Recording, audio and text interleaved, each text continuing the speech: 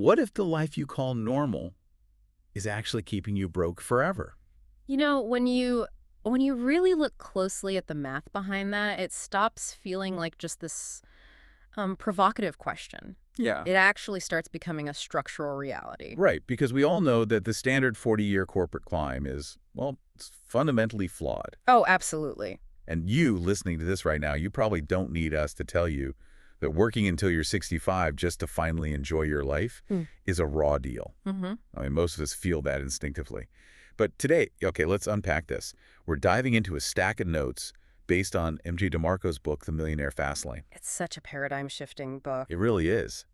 And our mission for today's deep dive is to basically put a massive magnifying glass on exactly why our brains still fall for that trap anyway. Right, because the source material is just brilliant at dissecting this. It forces us to look past all that superficial financial advice we usually get. Like clipping coupons or, skipping your morning coffee. Exactly. It ignores all that and analyzes the actual physics of wealth creation. Wow, physics. I like that. Yeah, we're basically contrasting what the material calls the slow lane against the fast lane mindset. And the big distinction we're going to explore isn't about just working harder. Right. It's about a complete decoupling of your time from your income, building actual systems. Okay, so let's jump right into the trap of that slow lane, because to understand the fast lane, we really have to look at the road most people are currently stuck on. The normal path. Yeah, the normal path. Go to school, get a good job, save 10% of your paycheck, and then retire in 4 decades. Right. And society aggressively markets this Mhm. to us as safety. Like they literally call this success. Which is wild when you think about it. And the text analyzes this young man who followed all those rules. He worked super hard. He saved his money, Did everything right. did everything right. Yeah. But then he had this incredibly painful realization that he was just trading his time for money. Mm-hmm. No matter how hard he worked, that true, actual freedom still felt entirely out of reach. Okay, wait, let me play devil's advocate here for a second. Sure, go for it. Because what is actually wrong with this? I mean, isn't working hard and saving up for 40 years just like the responsible thing to do? Well, yeah, people think so. Right. So why is waiting for someday portrayed in the text as this huge, painful realization? Because the fundamental flaw is the finite nature of time. Okay. If you are trading time for money every single day, your earning capacity is strictly capped by the hours in a day. Because you literally run out of hours. Exactly. You only have 24 hours. You can't ask the universe for more.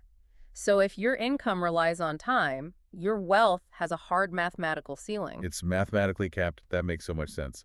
So if the slow lane is just fundamentally flawed because we run out of time, what actually wakes someone up from this? It usually takes a pretty jarring moment of contrast. Right, the catalyst. And the text has this great anecdote about this. The young man is just feeling the crushing weight of his daily grind, and he sees a millionaire driving this insane luxury car. Yeah. And his initial human reaction, which, let's be honest, we've all done this, is to look at that driver and just assume, ooh, lucky guy. Oh, for sure. People always assume it's a trust fund or, they won the lottery. Right. But then he has this shocking epiphany that completely shifts his mindset. Yeah, he realizes that wealth of that magnitude, especially at a young age, it is not created by simply working harder at a normal job. It's not just extra overtime. No, it's mathematically impossible. The driver isn't working 10,000 times harder than everyone else. Right. It's like realizing that the person winning a cross-country race Mhm. isn't actually running faster than you. They just figured out how to build a bicycle while everyone else was insisting on walking. Oh, I love that analogy. That's exactly it. And what's fascinating here is the core revelation from the source. What's the main takeaway there? That true wealth is created by building systems that make money without your time. It completely shatters that old time for money equation. Right. You're not walking anymore. You built a machine to do the moving for you. Exactly. But, recognizing you need a system is one thing. Actually transitioning from that slow lane to the fast lane, that requires a huge mental shift, like a complete teardown. Oh, a total teardown. You have to leave the slow lane completely behind. Yeah, the text details what the young man had to stop chasing. He had to drop the comfort, drop the excuses, and really get rid of what it calls average thinking. Because average thinking is essentially just a scarcity mindset. It's playing defense. The fast lane requires you to play offense. Okay, so how do we play offense? The source outlines 4 specific pillars for this new fast lane mindset. Let's hear them. So it's focusing on business, value creation, solving problems and scalable income. Okay, here's where it gets really interesting. Because let's say I just quit my corporate job today and I start a small business. Am I automatically in the fast lane? Definitely not. Right, because doesn't a small business often demand even more of your time? Like, you're the boss, but you're working 80 hours a week now. You're basically just creating a worse job for yourself. And that's why the text points so heavily back to scalable income and value creation. Scalable. That's the key word. Right.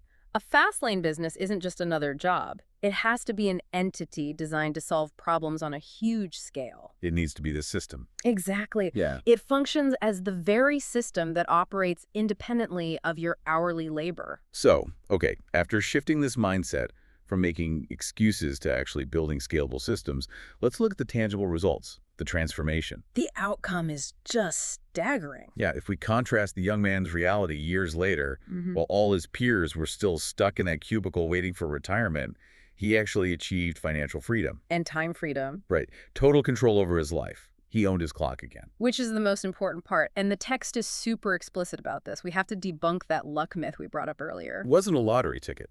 Not at all. It explicitly states this transformation was solely because he escaped the slow lane mindset. He built the system. He did the hard work up front. Yeah. And if we connect this to the bigger picture, the ultimate life lesson here is just unavoidable. Poor people trade time for money. Rich people build systems that work for them. Wow. Yeah, it's just an undeniable mechanical truth. So what does this all mean for you listening? The text delivers this super powerful final call to action. Stop waiting for someday.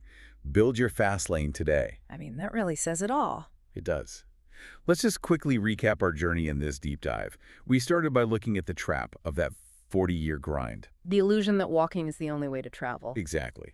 Then we explored that painful realization that time trading is just a dead end because you literally run out of time. And finally, we dug into the power of actually building problem-solving systems for scalable income. Yeah, moving from average thinking to becoming a producer of value. And for the listener, the big takeaway here is that achieving a better future actual financial freedom, it requires you to completely change how you think about money right now. Not 40 years from now. Right. Today. Not decades down the line. You have to start building the system today. So true. Well, I want to leave you with one final provocative thought to just, mull over on your own. Okay, let's hear it. If your current income completely relies on your physical presence right now, what is one system or problem-solving mechanism you could conceptualize today that would continue to generate value for others even while you were fast asleep? That's the million-dollar question right there. Think about it. Thanks for joining us on this deep dive. We'll catch you next time.